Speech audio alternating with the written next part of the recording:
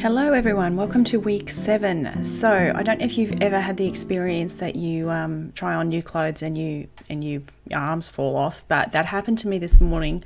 I hope you like my shirt because it took me a little while to put my arms back on after I changed my top. I'm not quite sure why that happened, but it's always the case with technology. It does something really, really cool and then it breaks.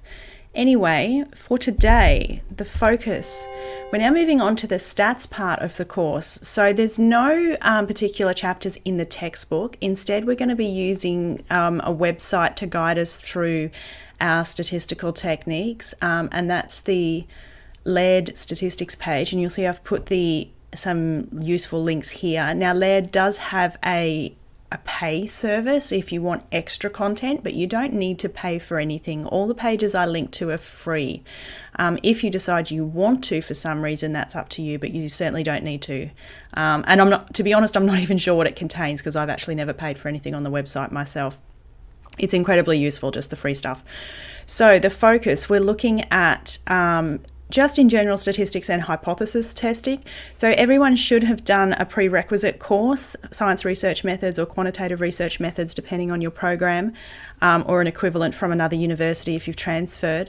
I am aware that people do forget a lot of what they do in their first stats course, so there's a little bit of revision there. And then we're going to be moving on to a couple of tests. The t-test you will have seen before, and then we're going to look at what some people consider the alternative to the t-test, which is the Mann-Whitney U-test, and this will most likely be new material for you.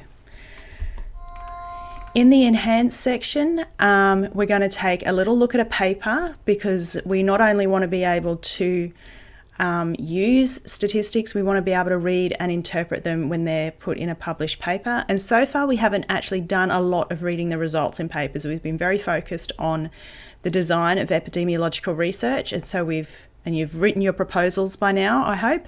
So you will have done your introduction, your methods and part of your discussion, but we haven't actually looked at the results. So that there'll be a paper and then there'll be a related data set. I can't always get the data from the paper that we look at, but something on a similar topic. And then we're going to actually run through some of these things in SPSS. So if you find SPSS challenging or you think you might, please do come to the workshops this week and make sure that you get started okay in SPSS. You can use SPSS through USC Anywhere. Post to the forum if you have any trouble using that. I think I put some stuff about USC Anywhere on the welcome page. You don't need to buy a license for it. You can access it for free through the website or on any of the campus labs. Then in the consolidate section, I've just got another little activity that you can have a go at in understanding a research paper. And if we've got time in class, then maybe we can look at that too, but we'll see how we go. But it's good practice, I think, to do the tests and to practice reading them.